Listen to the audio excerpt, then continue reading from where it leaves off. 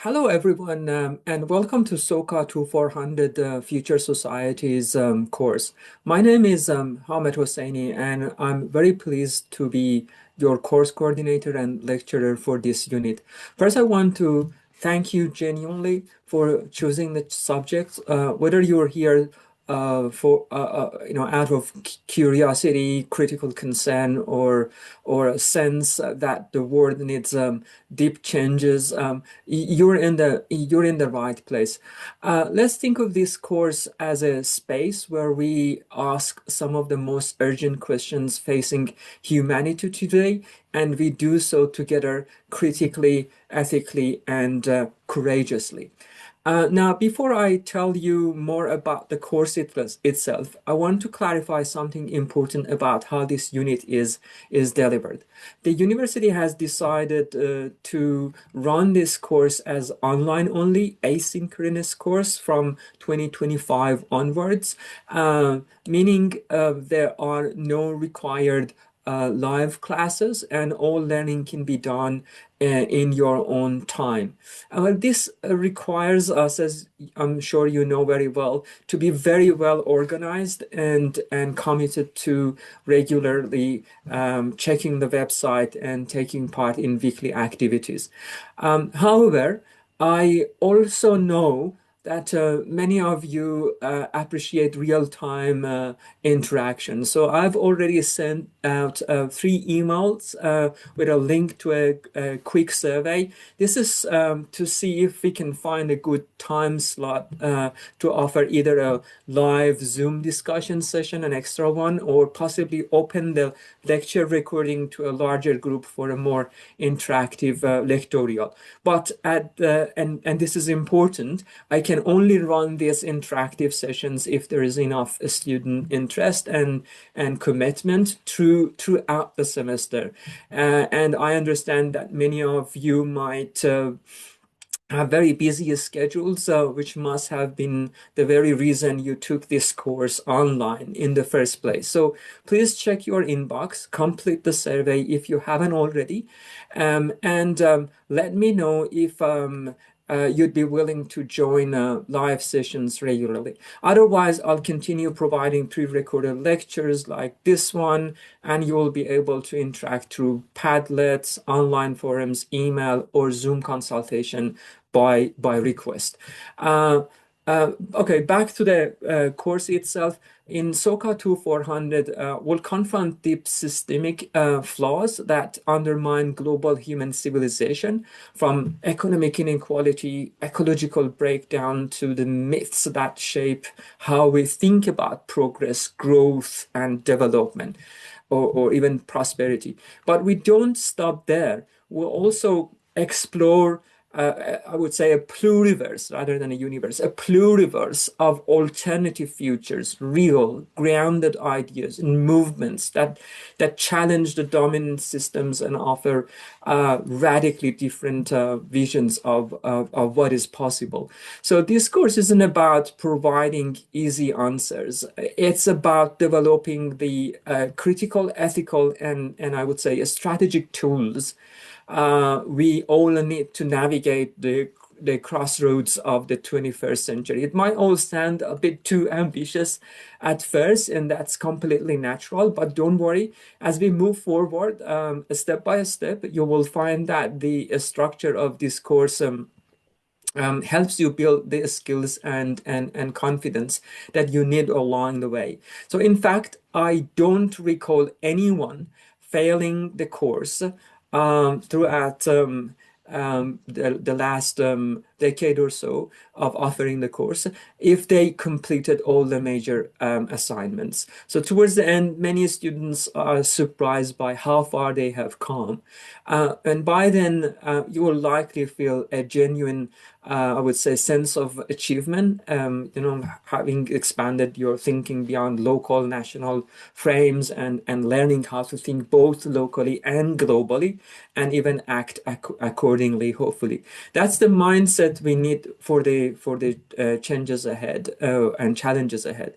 In the next part of this lecture, I'll share more about who I am and why I created this course and added to the university curriculum more than a decade ago, not just as an academic exercise, but I would say as a personal and political commitment. So I believe and I hope this same commitment brought you here, rather than just merely taking the course to complete your degree. Okay, now I'd like to take a moment to introduce myself, not just in terms of course, qualifications, but to give you a sense of why I'm teaching this course and why it matters to me. You are most welcome to address me by my first name, Hamid, and I'll be working as I've been working as a sociologist at the University of Newcastle since 2009, no, December 2008, actually.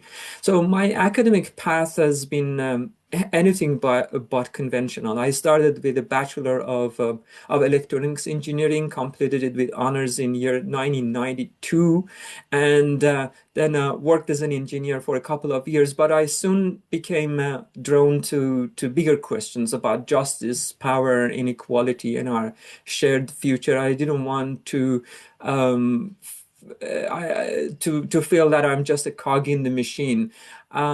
So I switched to social sciences, and then that led me to completing a master's degree in social inquiry in 1998 overseas, and then to a PhD at the Australian National University, ANU, where I studied the ideological structures of the so-called anti-globalization movement, or what I call global justice movement, also known as anti-globalization. So since then, my research has partly focused on what comes after critique.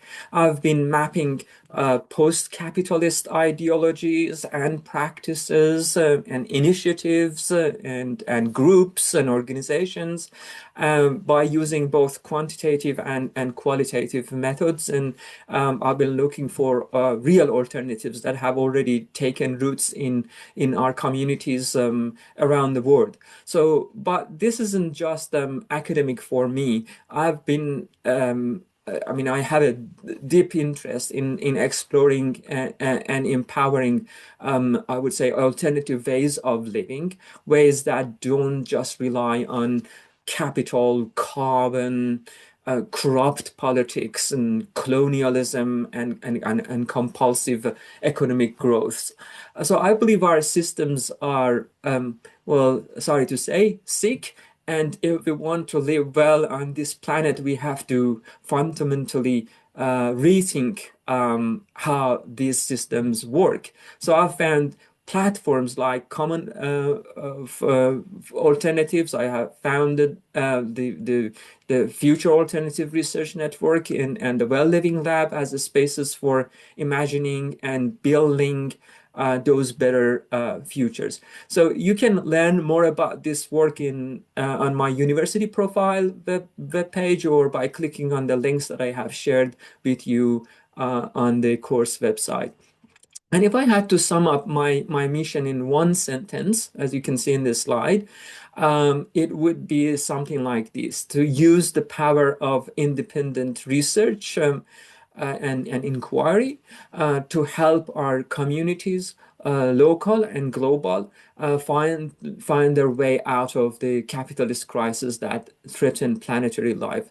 Yes, maybe that sounds too ambitious, but I'm sure I'm not the only one out there, and there will be more of us as time passes. And above all, it's what gives meaning to what I do. And perhaps by the end of this course, you will find inspired enough to define your own version of that mission too, hopefully.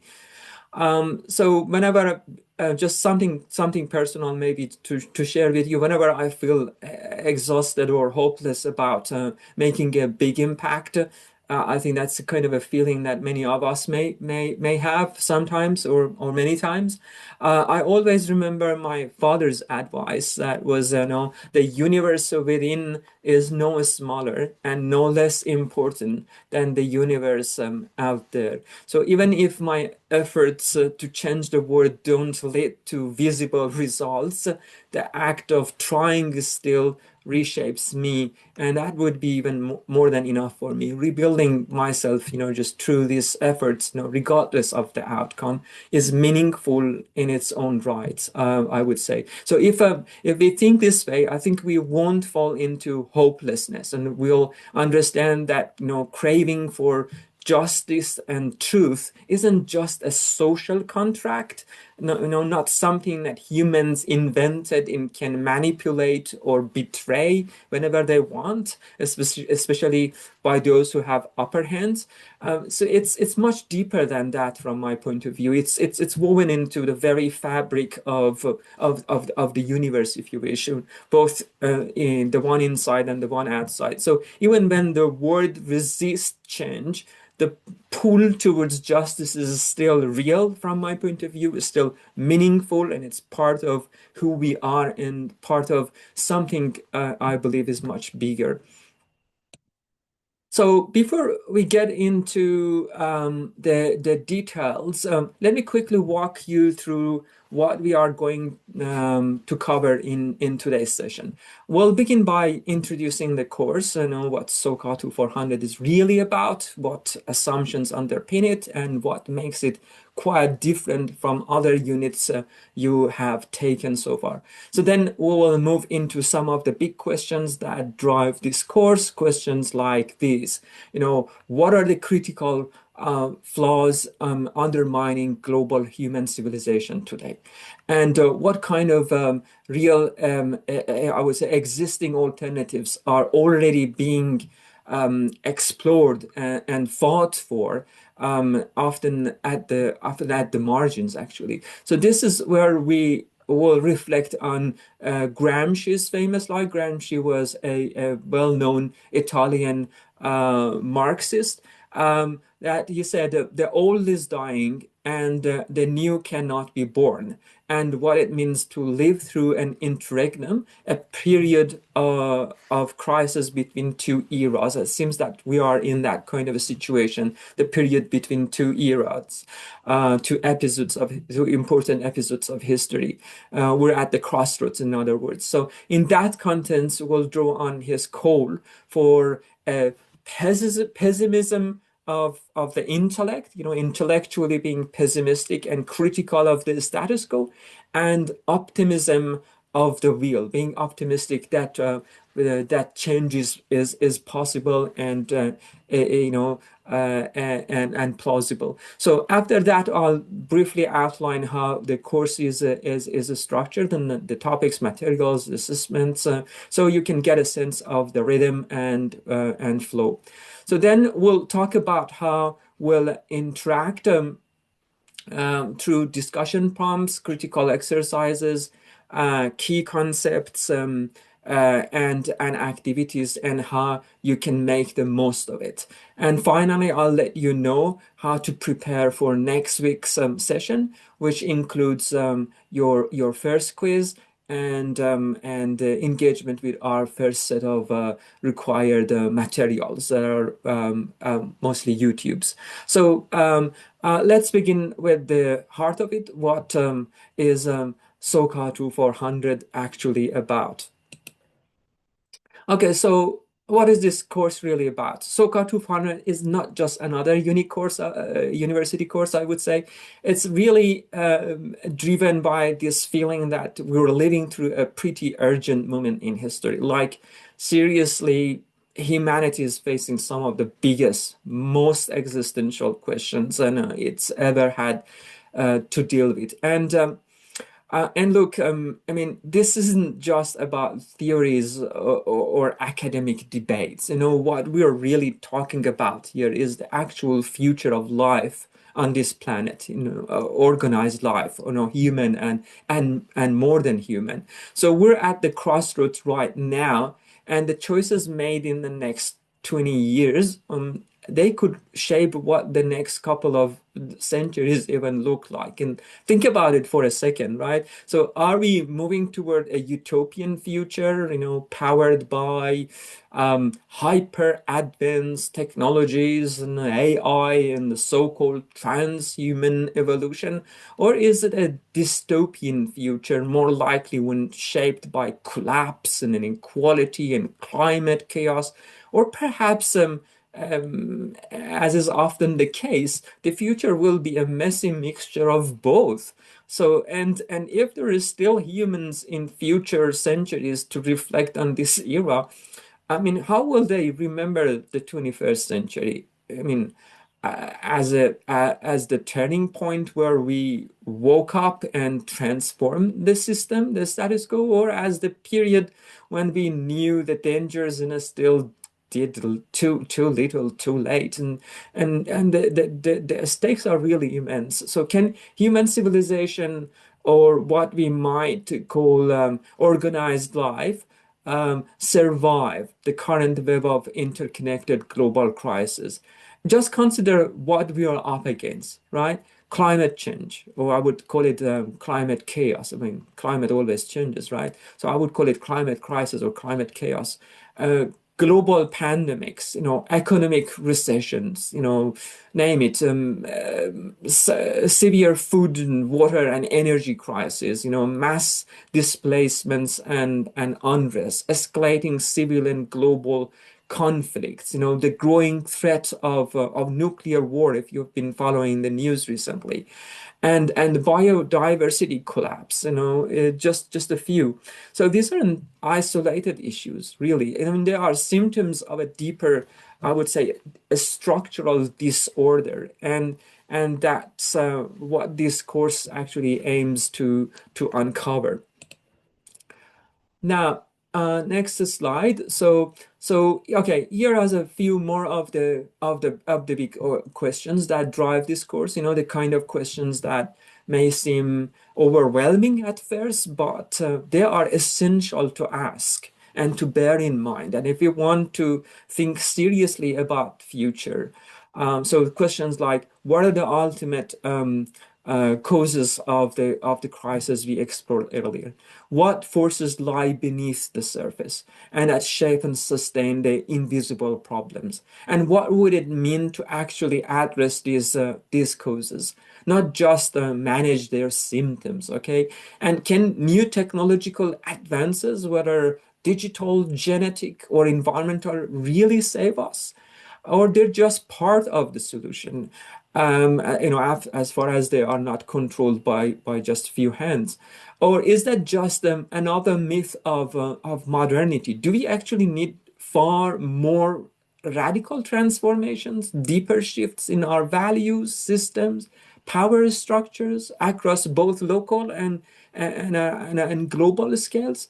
So, and here's a very sobering questions. Is the end of organized life now more imaginable than the end of capitalism? And that's not just a rhetorical provocation. Many thinkers and activists would say yes. And that's very scary. And finally, what are the truly plausible futures, and what might it take to transition smoothly into socio-ecological systems that are not only sustainable, but just, and I would say resilient, and above all, life affirming? So now let me make something clear about these questions. And in this course, we cannot, unfortunately, answer all of this directly. We don't have the time, the resources, or frankly, the arrogance to pretend that we can solve all the planetary crises in 12 weeks. But these questions are here to guide us, and that's what I'm saying. So the structure to structure our journey, and we've chosen to focus on very specific path. So first, we unpack what actually I would say constitutes the modern capitalist societies we live in. Then we move to debunking. So that was in next week, and then in weeks 3, 4, and 5, we move into, I would say, debunking dominant myths about capitalism's claims to justice, democracy, and sustainability. And finally, for the rest of the semester, for the rest of the course, in the second half of the course, we'll turn our attention to real world alternatives and to the people and movements that push against the tide to build them. So these big questions, they are our compass, not a checklist. Okay, this is an interesting example. I just want to pause here for a moment before we move into the structure of the course to let this image sink a bit. This is known as Doomsday Clock. And that is maintained by the Bulletin of the Atomic Scientist. It is a symbolic representation of how close humanity is to catastrophic destruction due to nuclear war, climate collapse, and pandemics, artificial risks, and other existential threats. As of January 2025, as it's shown in this slide, the clock stands at just 89 seconds to midnight, the closest it's ever been.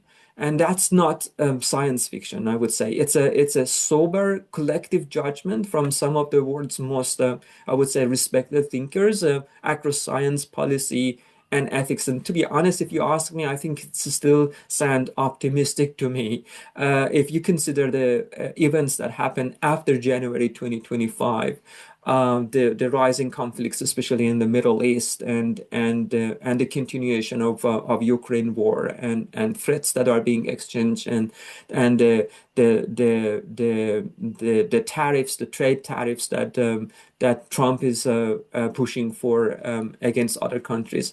So what does that tell us? I mean, it tells us that the convergence of the systemic crisis we've just discussed is not really theoretical or imaginative. We're already at the edge. And more importantly, it reminds us that time really, really matters. And that every second of delay in reversing course, it increases the possibility of disaster, as they put it. Now, of course, a clock is just a symbol, but symbols do matter. And this one doesn't just signal fear, it calls for agency and calls for, I would say, urgency, for imagination and for collective strategic thinking. But at the same time, we see that the world is becoming divided. Rather than becoming united, unfortunately. So exactly the kind of thinking that this course invites you to develop is embedded in this kind of sense of urgency that is being relayed by the Doomsday Clock. Now, getting into something perhaps less symbolic, if the Doomsday Clock, offered us a kind of a symbolic warning, this slide is an interesting one, gives us a kind of a hard scientific evidence, a snapshot of how dangerously close we are to planetary collapse. And what you're seeing here is the planetary boundaries framework developed by a group of scientists led by Johan Rockström from the Stockholm, I believe, a Stockholm Resilience Center or something like that. So the idea is simple, but really profound. There are 9 key Earth system processes like climate regulation, biodiversity, land use, biochemical flows that we must keep within safe operating limits if we want to maintain a stable and habitable planet. And as of September 2023, we've exceeded 6 of those boundaries. So you can see the progression in timeline, and from just the 3 boundaries crossed in 2009 to 6 in 2023. Those 6 would, as you can see, the red ones, they include climate change, land system change, biosphere integrity, freshwater change, biochemical flows like nitrogen and phosphorus, and finally novel entities like synthetic chemicals and microplastics and micropollutants. So the others, the other three, including ocean acidification, ozone, and aerosol loading, are still within range, but the pressure is actually rising, I would say, fast, very fast. So when we ask what are the ultimate causes of this crisis, or is the end of organized life not more imaginable than the end of capitalism, this is the kind of evidence we are responding to, actually. So it reminds us that we're not dealing with abstract theory or far off, hypotheticals. So these boundaries are being, I would say, breached now, and it's not happening randomly. It's happening because of the logic of a system that prioritizes extraction, profit, and growth at any cost, and for a small number of the elite, of the people, the so-called elite or the capitalist class, if you like, or the top 1%. So, and again, we won't solve all of this in a single course, of course, but we will explore how capitalist modernity contributes to this trajectory and how a range of alternative pathways are being imagined and enacted to turn things around. So it is important. I think it is very political and practical to make sure that we detect and we understand the alternative ways of doing things, and we would give those alternative ways of doing things more visibility, because the media, the mainstream media, are not going to cover them. They don't make headlines, unfortunately, and it seems to be something that is very intentional. Um, okay, yeah, that is the trend from 2003 to 2009, as you can see. Sorry, 2009 to 23. As you can see, the number of the boundaries that have been crossed has increased during that period. Now that we've seen how serious the challenges are, from the Doomsday Clock to the the breach planetary boundaries, the next question is, how should we even begin to approach these enormous questions responsibly and rigorously? So because let's be honest, when faced with planetary scale problems, it's tempting to either panic or retreat into easy answers. So, but in this course, we're after something more courageous, critical clarity without dogma, I would say, and hope without naivete. So what does that take? Well, first, we need to explore past and present patterns and trends, but with a myth-free understanding of how history has actually unfolded. Because myths are normally made possible or made popular when there is a lack of historical understanding of the problems. We think that these problems have just emerged out of blue, something like that. So that means we have to unlearn some dominant narratives and what we'll later call global myths, and decolonize our knowledge. And crucially, we must avoid a historical determinism. The idea that everything had to turn out this way, and that the future is already sealed, and those sort of nonsense. So second, we need to grasp the contemporary forces and drivers that shape the world we live in, and most importantly, the interest they serve. But we have to do this without slipping into conspiracy theories. Not everything that's wrong with the world is the result of a hidden cabal or something like that, a secret society.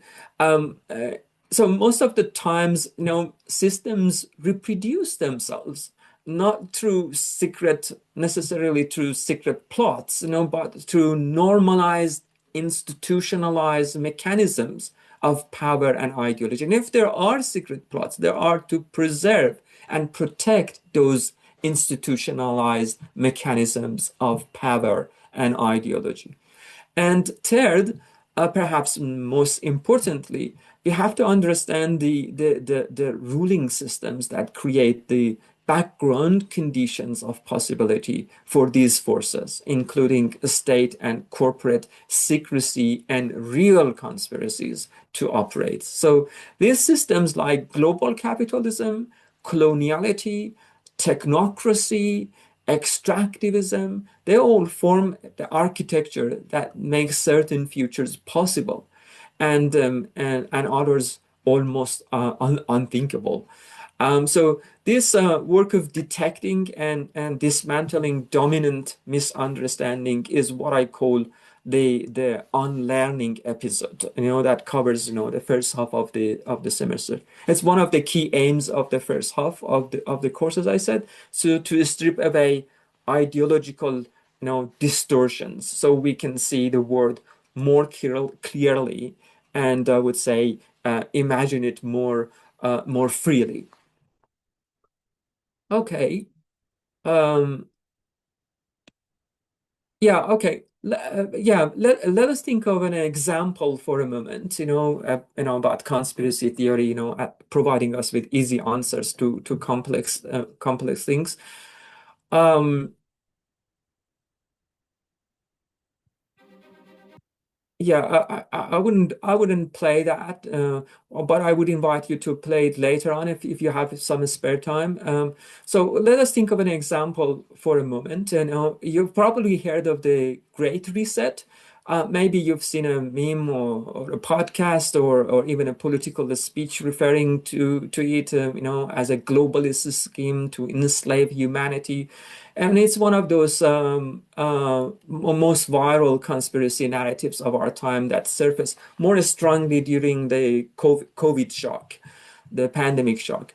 And this short video I'm sharing here by the YouTube channel, Best the Marks, I think, takes a very sharp and provocative look at what the World Economic Forum actually is, not through conspiratorial fiction, but through a structural critique of capitalism.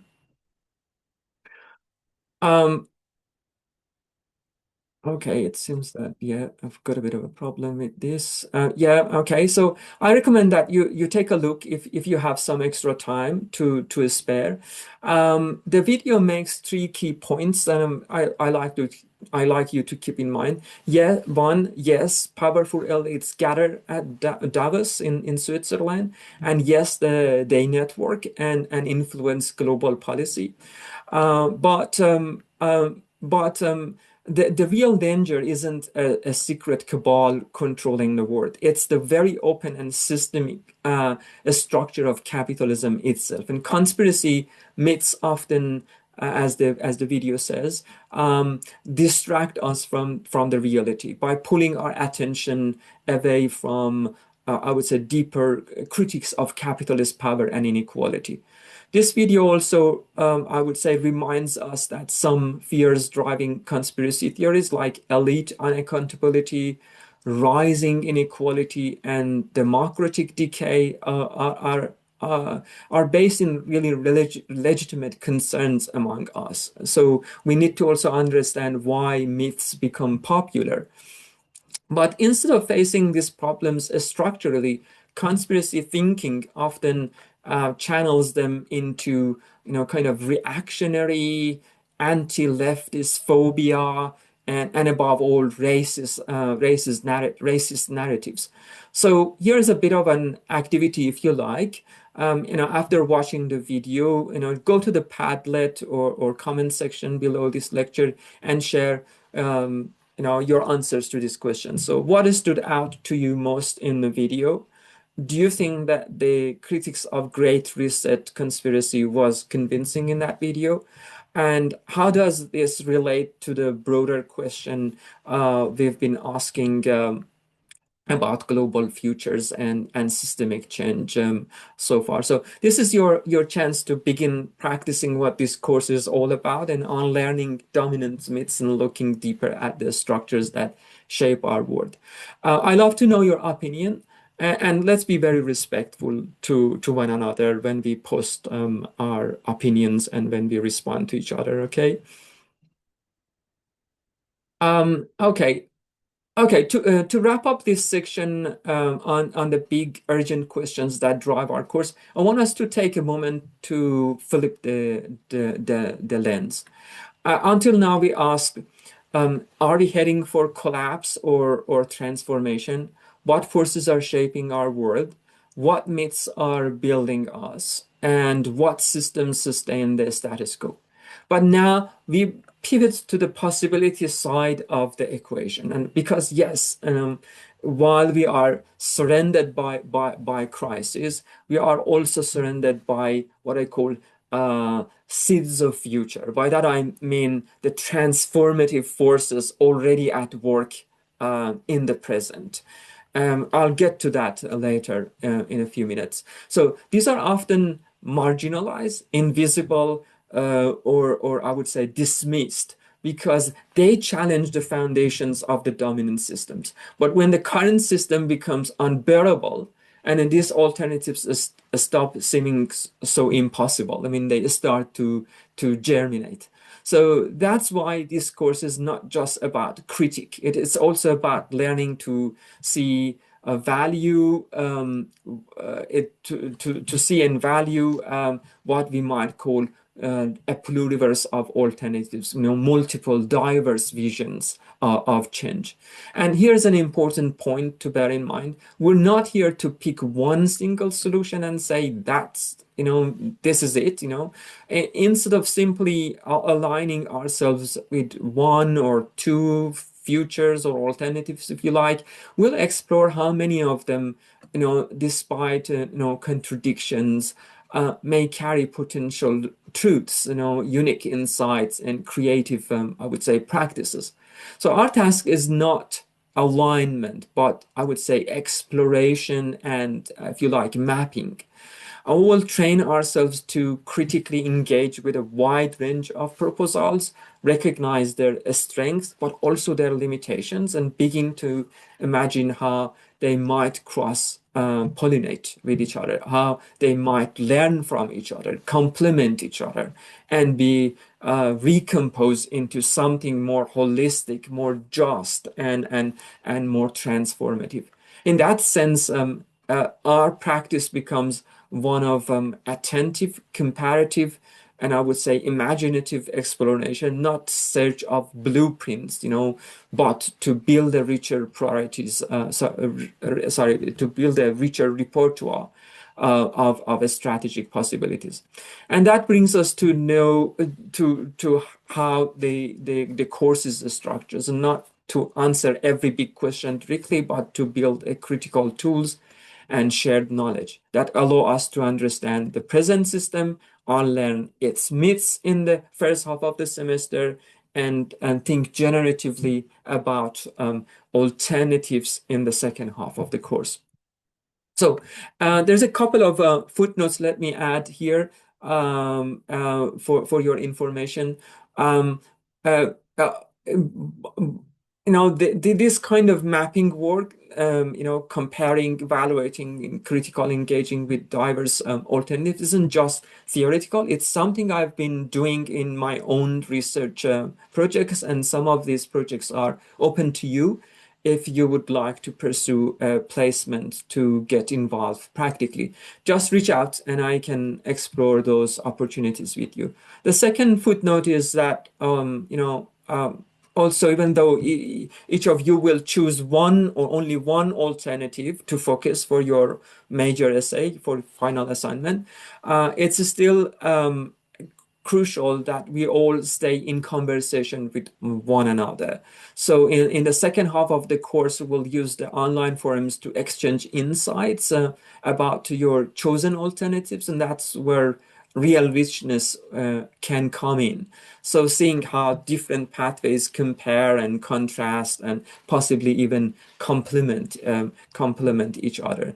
And remember, your final essay is not just descriptive. It asks you to critically evaluate your chosen alternative using six sub questions, and you will find those clearly outlined in the final assignment description, and that would help you to really structure your essay, and you would know what exactly you are looking for, hopefully. Okay, in 2021, during a webinar series that I was helping lead as part of Alternative Futures research project, we had the incredible honor of hearing from Noam Chomsky. I guess many of you are familiar with him or have heard of him.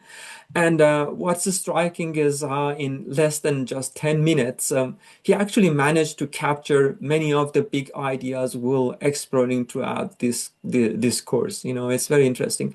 He addressed the urgency of global crisis, environmental collapse, nuclear threats, and pandemics, but also reminded us that the solutions are both feasible and already emerging. Um, you will hear him speaking about planting the seeds of a better society within the present one, as he says, and that's very much what this course is really about. So recognizing the forces already reshaping the future, exploring their roots in the past, and assessing how we can support or challenge them strategically and I would say ethically. So please take a moment to watch this video. It's under 10 minutes or maybe a slightly over 10 minutes. And feel free to post your reflections or comments under the lecture in the course discussion panel or a space. So think of it as another warm-up for the kind of thinking and exchange we'll be cultivating here.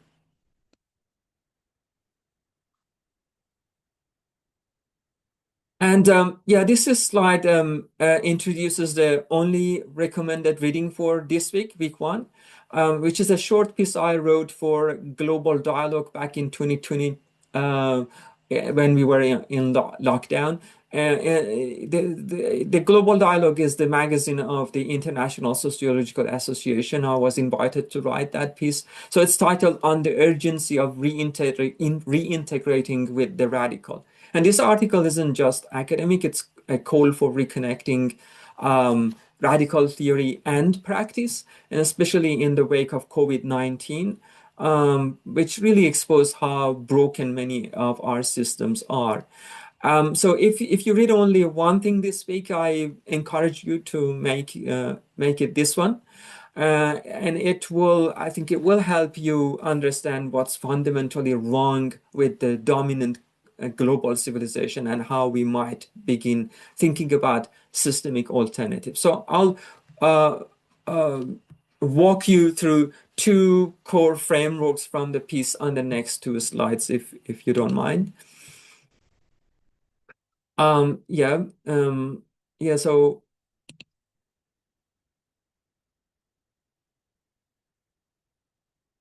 yeah, so this diagram shows the five C's of our civilizational crisis. That I call them five C's because they all start with letter C. The five interlinked pillars of the dominant global system we live under. First thing first, capital, which means the imperative to accumulate and valorize capital, money, assets, all those, monetary valuable things that dominate all other logics of life and care. The second one is carbon, to symbolize fossil fuel, to signify fossil fuels, our dependence on fossil fuels, our extractivist dependence on fossil fuels that continues to drive, ecological breakdown. And the third one is compulsive growth. Economies are structurally wired for endless growth, commodifying everything in their path. And then the fourth one, coloniality, not just colonialism, which is long after formal or classical colonialism.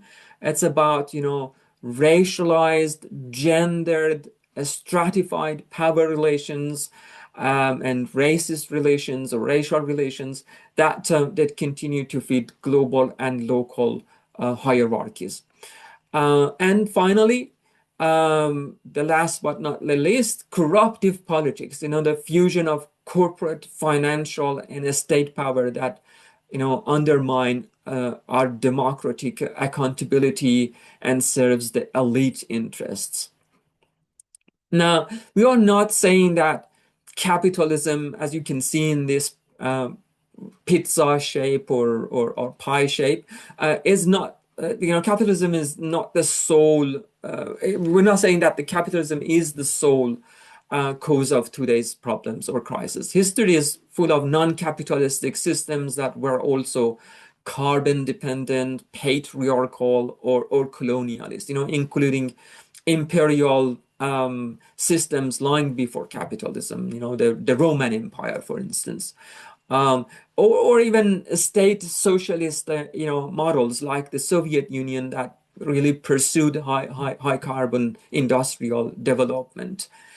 But we're saying this, that today capitalism is actually in the driver's seat. And more critically, it has recognized the other forces. It has reorganized. Yeah, it has reorganized the other forces in its own image. So by subordinating ecological systems, political institutions, and social hierarchies into its own logic of accumulation, never-ending accumulation of wealth in fewer and fewer hands. So that's why any attempt to liberate ourselves from just one sea, one of any of these seas, say carbon, without confronting capitalism, ends up, reproducing the rest and creating more contradictions rather than solutions. So you cannot, as the article, that short piece argues, you cannot decarbonize meaningfully while leaving capital's dominant untouched. So hence the need for comprehensive responses. Now, this slide presents the 5 Ds of restorative responses. They all start with letter D, and each one of them opposes one of the C's. So these are the progressive actions often promoted in response to 5 Cs. One is we can call decapitalization, which means the efforts to reduce capital's dominance through socialistic alternatives, for instance, like, progressive taxation, universal basic income, or free public services, or cooperatives, or social markets, etc., etc. We will become familiar with a good number of them later on, and you will choose one to focus for your essay. So decarbonization is the second D. Which means, transitioning away from fossil fuel dependence by placing carbon tax, a stronger environmental regulations, if you like, funding conservation projects and transitioning towards more renewable energy sources and methods. The third one is degrowth, that rejects that compulsive, economic expansion in favor of more ecological balance, or if you like, more sufficiency, not just sustainability. So decolonization, or better to say decoloniality, which means dismantling the lingering structures of colonial, patriarchal, racist, and gendered power, knowledge, and exploitation. And finally, decorrupting the politics, which means, democratizing, pressures to democratize governance and restore accountability. They all do exist. You can find many movements that have dedicated themselves to one or more than one of these so-called Ds, 5 Ds.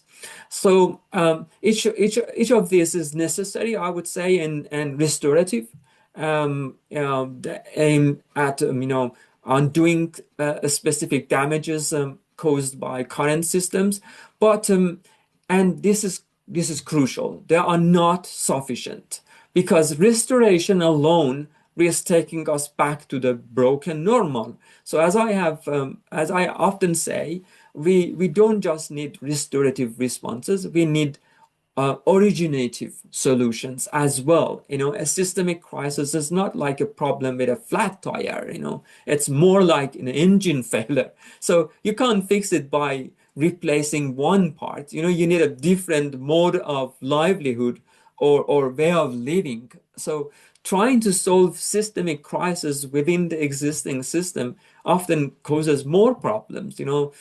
That's because systemic crises are rooted in inherent contradictions of the system itself. You want to um, stop cutting jobs, you have to cut more trees. Or if you want to stop cutting trees, you have to cut more jobs. And this is one of the very inbuilt contradictions in the capitalist system between our social needs and our ecological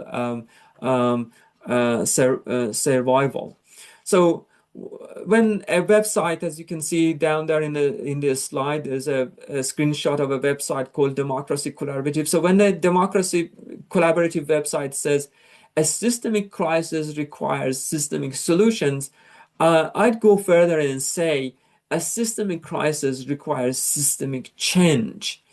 So just offering solutions without challenging the system may not be adequate.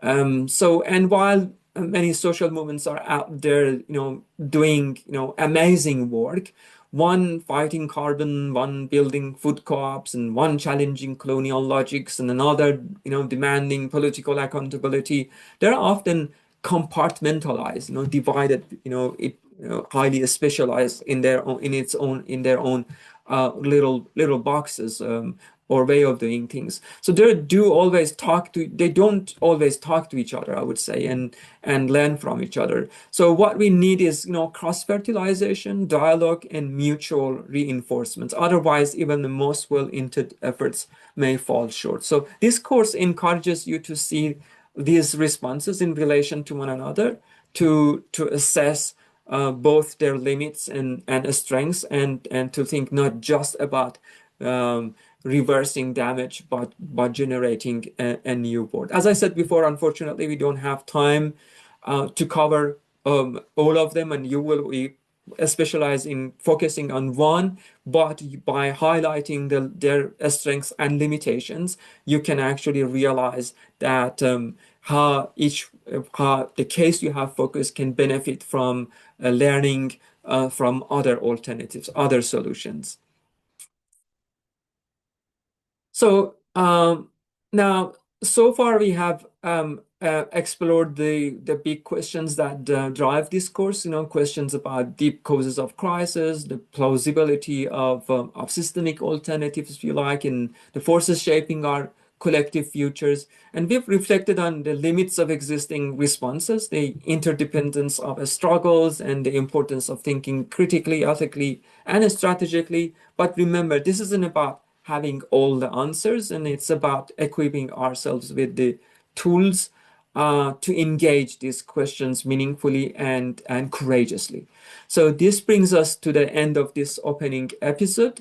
Before we move on to the next episode, where I'll explain what makes this course unique, and then the final episode where I'll walk you through how the course is structured to reflect that uniqueness, I want to invite you again to take a moment to share your thoughts, please.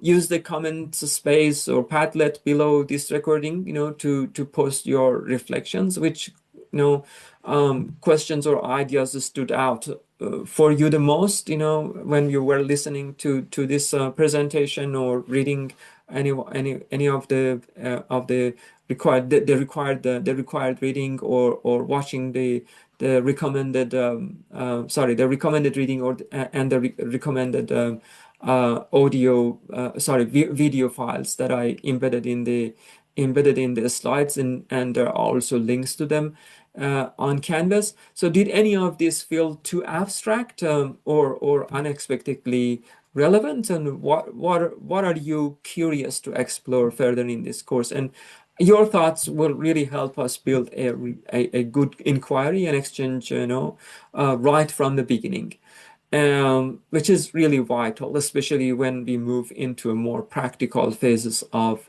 the course. So let's pause here. And when you're ready, head to episode 2, what makes this course unique. Thank you so much.